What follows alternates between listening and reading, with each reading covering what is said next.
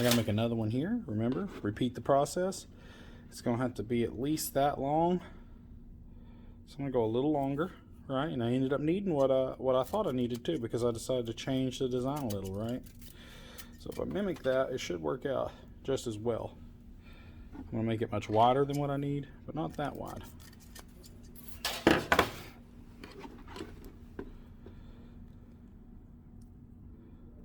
So let's try to pre-form this a little bit before we put it down there.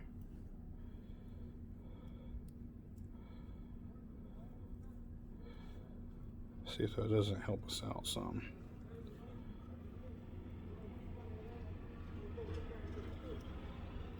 Let's see, it's gonna have to go down in the crack some. So we're gonna have to make it curve down a little. That means I'm gonna have to pinch all this together on the sides. Another thing you can do is fold when you got a lot of, instead of like slowly pinching this forever, I could also double it up and fold it.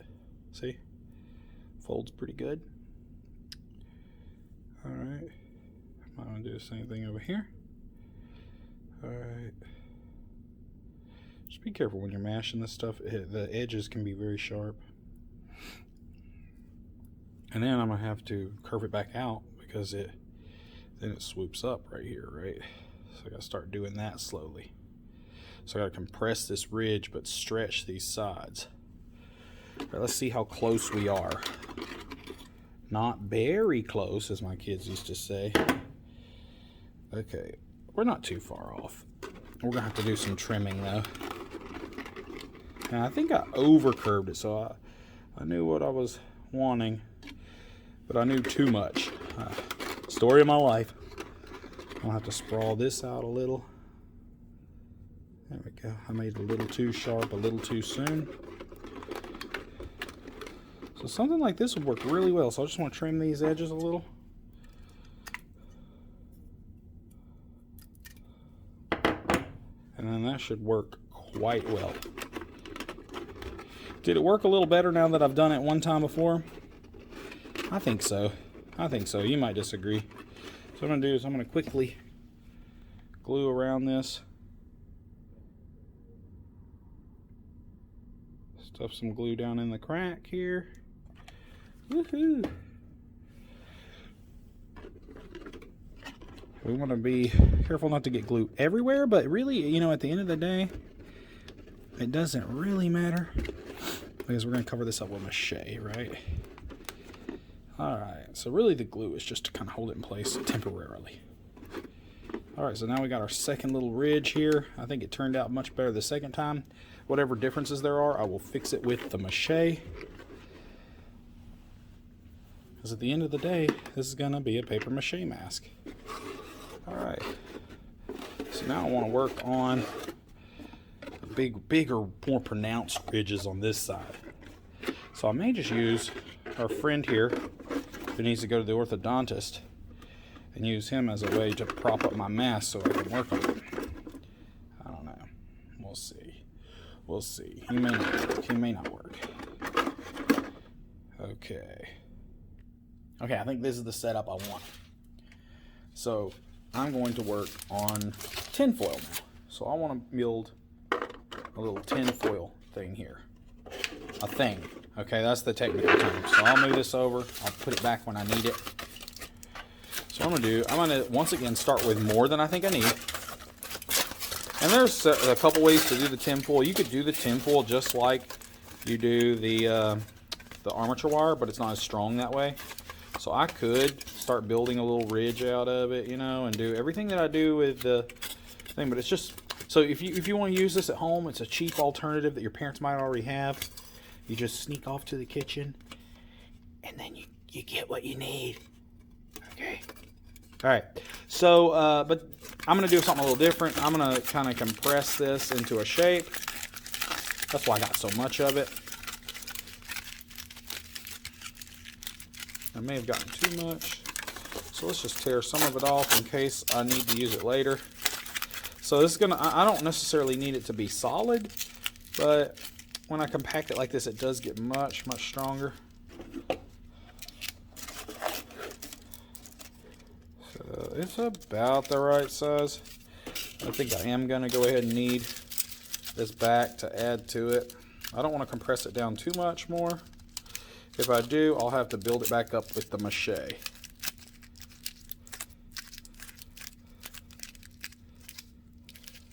So let's see how this little ridged palette thingy works. Did I do it right? No, I didn't, but I'm pretty close. So what we want is it to curve down like that. I want it to be more pronounced than on the other one as well. I may even take a little more foil. One of the great things about the foil is you can always add more to it. So it's not quite like working with the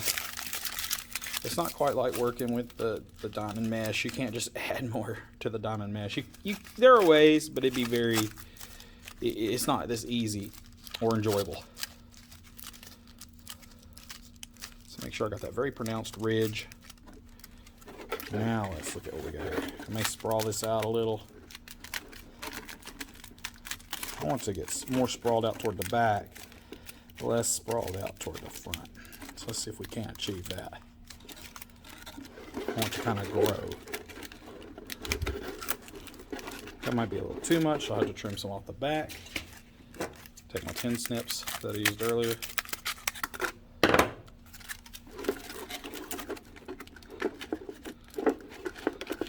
Try to make it follow these contours. I'm going to pull some of this back out. I don't want it to be too dented in. If I do, I'll have to fill it in with more Mache, which I may have to do anyway, but I probably will have to do it anyway. Alright, so now we just slather it up real good with glue. Tons and tons of glue. Oh no! You see that? How ridiculous. That is hot. Yeah, that's hot. Woo! Woo! So you get to learn a little something here on this show. You get to also, see a little. There's a little bit of everything: action, pain, violence, suffering, joy. Look at that glob of super hot glue. Good thing I'm so tough. All right, so I'm gonna do that one, and then I'm gonna do this one. And you see, once I add another one on this side, it'll straighten this out a little bit. So let's do one more of these. Let me start off with a core, roughly the shape I want, and I'll just kind of fast forward to this one.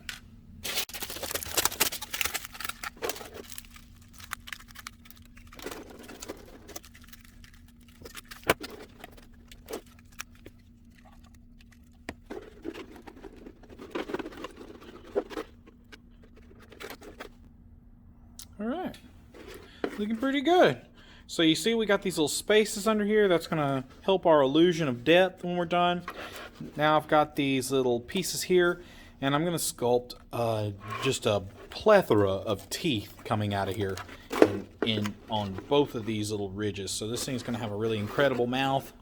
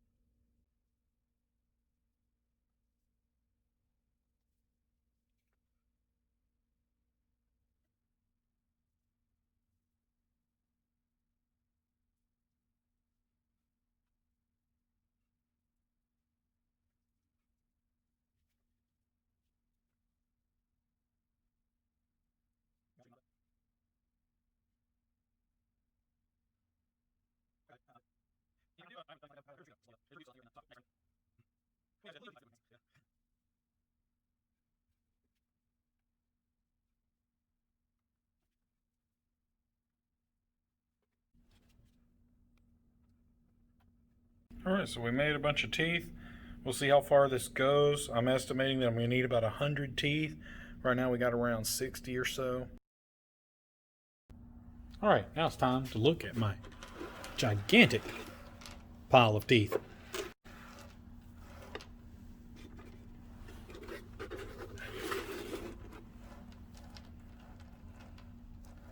Ooh, look at those teeth. Alright, so let's start placing them.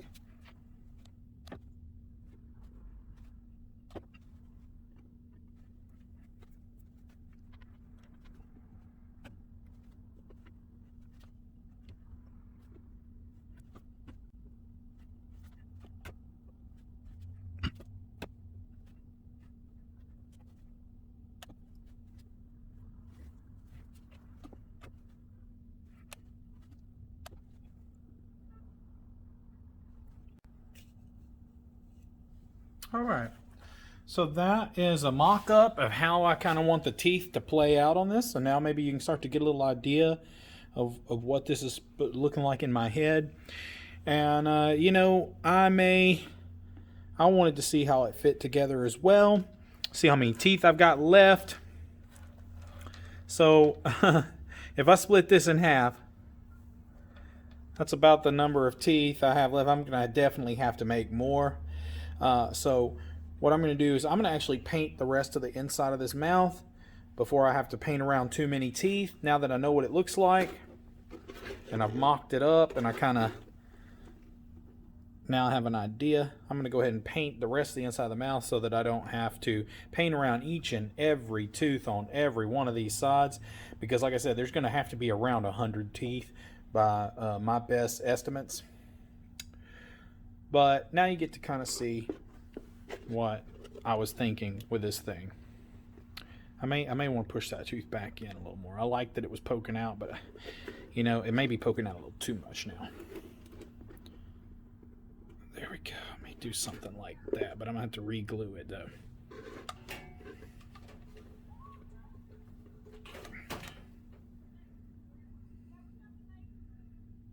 I'll have to hold that in place. One of the things when you're working with glue like this, where it's visible, is you have to remember to come back and pull all your strings off. There's nothing that looks worse than those strings, those stringy little piles of glue.